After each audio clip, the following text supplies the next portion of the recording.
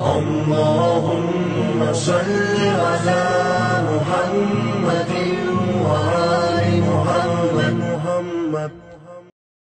अऊज़ु बिल्लाहि मिनश्शैतानिर्रजीम।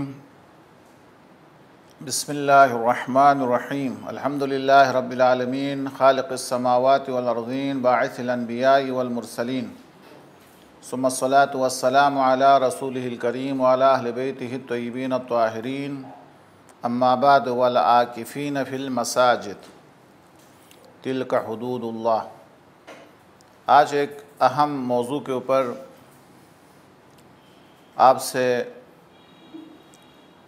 गुफ्तगू करने का शरफ़ हासिल हो रहा है, वो है एतिकाफ़।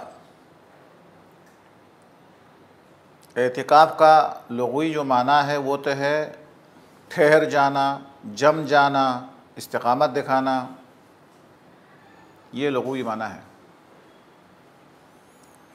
और शरई माना इबादत की खातिर, सिर्फ़ और सिर्फ इबादत की खातिर, और वो भी मस्जिद के अंदर, जैसा कुरान कहता है वल आकिफ़ीन फ़िल मसाजिद, एतिकाफ़ करना मसाजिद के अंदर। कुरान करीम के अंदर आकिफ़ीन बहुत ज़्यादा आया है, एतिकाफ़ करने वालों का ज़िक्र बहुत ज़्यादा आया है। उनमें से एक आयत का हिस्सा वल आकिफ़ीन फ़िल मसाजिद, मसाजिद के अंदर एतिकाफ़ करना। तो ये हुआ एतिकाफ़ का माना। जहाँ तक एतिकाफ़ की बात है, फ़जीलत के हवाले से है या सीरत के हवाले से है, तो अल्लाह के रसूल सल्लल्लाहु अलैहि वसल्लम आखिरी अशरा में एतिकाफ़ के लिए मस्जिद के अंदर क़याम फरमाया करते थे, बिस्तर को जमा करते थे। अभी भी इंशाअल्लाह मस्जिद नबवी में जब जाएंगे तो वो मस्जिद वहाँ पे मौजूद है, वहाँ एक सुतून मौजूद है कि सुतून सरीर के नाम पे। ये वो जगह है जहाँ पर आप 10 दिन माह रमज़ान के आखिरी अशरे के अंदर सिर्फ़ और सिर्फ अल्लाह से हम कलाम होने के लिए, गुफ्तगू के लिए, इबादत के लिए आप मखसूस करते थे, बाकी तमाम काम को छोड़कर। और एक साल जो है वो जंग की वजह से, मसरूफ़ियत की वजह से आप एतिकाफ़ ना कर सके, तो दूसरे साल आपने उसके बदले में एतिकाफ़ फरमाया। और कुछ रवायत के मुताबिक आपने पूरे 20 दिन जो है वो एतिकाफ़ फरमाया। ये तो तारीख़ के हवाले से कुरान में भी ज़िक्र है और अल्लाह के रसूल भी हर साल इस एतिकाफ़ के अमल को अंजाम देते थे। और तीसरा जो मरहला है वो एतिकाफ़ की फ़जीलत के हवाले से है कि एतिकाफ़, जैसा कि उस माना से समझ में आता है, एतिकाफ़ का जो असल मकसद है वो मकसद है अर्रुजू इलल्लाह, हर शे से कट कर खुदा का होकर रह जाना। एतिकाफ़ का मतलब है हर शे से कट कर खुदा का होकर रह जाना। और शरई लिहाज से तो इसका मतलब ये हुआ कि मस्जिद के अंदर एक मखसूस जगह के ऊपर एतिकाफ़ का मतलब ये होता है कि सिर्फ़ और सिर्फ खुदा की खातिर इबादत और तिलावत और कुरान के लिए अपने आप को मखसूस करना। लिहाजा वो एतिकाफ़ नहीं है कि अगर कोई शख्स सिर्फ इसलिए गया जाए कि वहाँ पे कोई आराम मिले, सुकून के लिए चला जाए, या वहाँ चूँकि दूसरे दोस्त अहबाब जा रहे हैं तो वहाँ पे बातचीत होगी, गुफ्तगू होगी, अच्छा टाइम गुजरेगा। इस किस्म के इरादे से अगर एतिकाफ़ के लिए बैठते हैं तो ये एतिकाफ़ के बिल्कुल माना के ख़िलाफ़ है। ये एतिकाफ़ का मतलब है कि हर शे से कट के खुदा के रह जाना और आप नियत करें कि मैं दोस्तों के साथ वहाँ पे टाइम गुजारूँगा। ये बिल्कुल एतिकाफ़ से मुतज़ाद शे है। बल्कि एतिकाफ़ करने वाले या एतिकाफ़ का इंतज़ाम करने वाले, माशाअल्लाह वो इंतज़ाम करने वाले अपने लिहाज से तो तरतीब देते हैं कि फ़लान जगह पे दुआ होगी, फ़लान टाइम पे जो है वो दर्स होगा, फ़लान जगह पे जो है मरसिया, वो अपने लिहाज से टाइमिंग को बिल्कुल सही करते हैं। उसके अलावा जो इंतज़ामिया जो है वो आपके लिए कोई वक्फ़ा का टाइम दे दे, तो उसके अलावा जो इंतज़ामिया करती है उसके अलावा मेरा ख़्याल है कि आप ख़ुद एक टाइम टेबल लेकर आपको जाना चाहिए कि सहरी इतने बजे सहरी है, उसके बाद नमाज है, फिर कुरान है, उसके बाद फिर तफसीर है। और आपको इन जो इंतज़ामिया की तरफ से जो दुरूस के अलावा आप ख़ुद मखसूस किताबें जिसमें तौहीद के बारे में हो ये पूरा प्रोग्राम लेके आपको तैयारी के साथ जो है वो मस्जिद के अंदर आपको जाना चाहिए। अच्छा, मैं ये भी आपके सामने अर्ज़ करूँ, जो अल्लाह के रसूल जो जाके गार हिरा के अंदर मुद्दतों क़याम फरमाते थे, महीनों भर क़याम करते थे, वो भी एक एतिकाफ़ की एक किस्म है। और इसी तरीके से हज़रत मूसा अलैहिस्सलाम जो सबसे कट के जो है मुनाजात के लिए जो कोह तूर पर गए थे, ये भी एतिकाफ़ की एक किस्म है। तो अब बताइए कि अल्लाह के रसूल जब गार हिरा में होते थे तो किस हालत के अंदर होते थे? कोई भी नहीं होता, वो पहाड़ी की उस बुलंदी के ऊपर जाके तन्हा अल्लाह से गुफ्तगू करते थे। हज़रत मूसा अलैहिस्सलाम भी हत्ता अपने भाई को भी लेके नहीं जाते हैं। तो हर शे से कट के होना चाहिए, जिसके अंदर कोई टाइम जो है वो ज़ाया ना हो, वक़्त ज़ाया ना हो, कि और उस एतिकाफ़ के अंदर कुरान भी हो, दुआ भी हो, दरस भी हो, तफसीर भी हो, मालूमात में इजाफ़ा भी हो।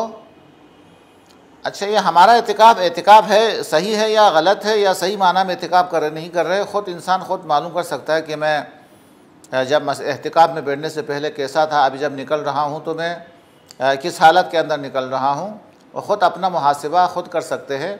हर शे से कट जाना ये एक ख़ास एक हालत है जिसे औलिया जिसको तलाश करते हैं।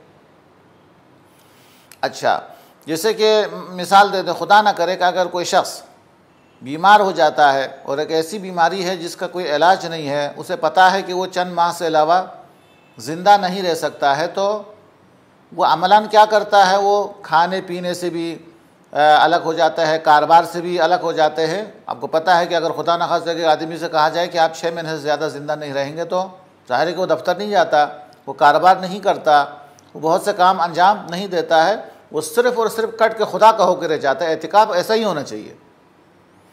जिस तरीके से एक इंसान खुदा की तरफ सफ़र के तरफ खुदा की तरफ जाने के लिए जब उसको पता चल जाए, यानी मौत की ख़बर उसको मिल जाए कि चंद महीने से ज़्यादा मेरी ज़िंदगी नहीं है, तो किस तरीके से कट जाता है माशरे से।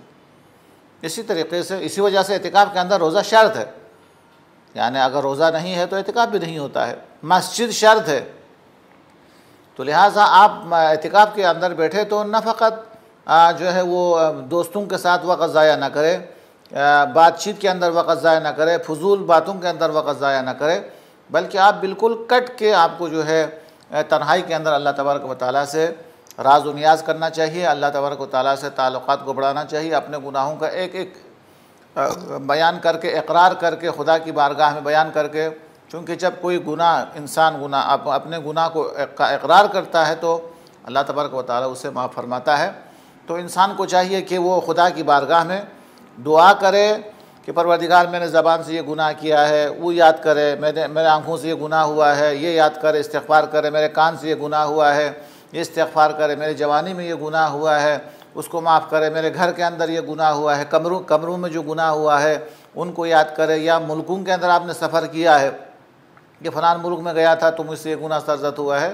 एतिकाफ़ का मकसद ये है कि जो ज़िंदगी हम गुजार चुके उसके अंदर जो गलतियाँ हुई है, उस गलतियों का इकरार खुदा के पास करे और अल्लाह तबारक व तआला से एक एक करके उससे जो है वो माफ़ी मांगे। ये एतिकाफ़ का मकसद होता है।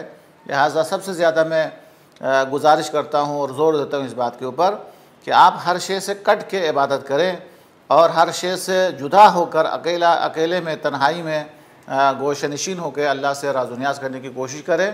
वरना एक सयाहत के लिए, एक तफरीह के लिए, पिकनिक के तौर पर अगर आप एतिकाफ़ के अंदर बैठ जाते हैं तो उसका फ़ायदा बिल्कुल नहीं है। मुझे उम्मीद है कि आप इस दफ़ा जब एतिकाफ़ में बैठेंगे तो इंशाअल्लाह मारिफत के साथ बैठेंगे, कुछ हासिल करने के लिए बैठेंगे। लेकिन अगर आप मारिफत के साथ आप बैठते हैं तो जाहिर है कि मस्जिद खुदा का घर है, खुदा बहुत बड़ा करीम है, और जब आप 3 दिन वहाँ बैठ जाते हैं, खुदा के मेहमान बन जाते हैं, तो खुदा आपको खाली हाथ नहीं लौटाते हैं। लेकिन बहरहाल खुदा ना करे, बदबख्त है वो शख्स, फरिश्ते ताना देंगे, फरिश्ते शायद उसको मलामत करे उस शख्स पर जो 3 दिन मस्जिद के अंदर बैठा और कुछ लेके ना जाएँ, तफरीह के अलावा, मजाक के अलावा, गुफ्तगू के अलावा, वही जो बाज़ार में था, वही जो घर में था, वही सियासी बातें जिसका कोई माहसल नहीं है। अगर यही बातें लेकर अगर मस्जिद से बाहर आ जाए तो मलाइका ये कह दे कि तुम कितना बदबख्त है कि करीम की बारगाह में आकर कुछ लेके नहीं जा रहा है। तो मैं आपसे इल्तिजा करता हूँ कि इंशाअल्लाह बाकी एतिकाफ़ से इस साल का एतिकाफ़ इस बयान को सुनने के बाद आपका बेहतर होगा और बेहतर करने की कोशिश करेंगे। हमारी भी ये दुआ है कि अल्लाह तबारक व तआला आपके एतिकाफ़ को कबूल फ़रमाए और इंतज़ाम करते हैं अल्लाह तबारक व तआला मुंतज़िमीन को भी अजर अज़ीम अता फ़रमाए। वस्सलामु अलैकुम व रहमतुल्लाहि व बरकातुहू। अल्लाहुम्मा सल्लि अला मुहम्मद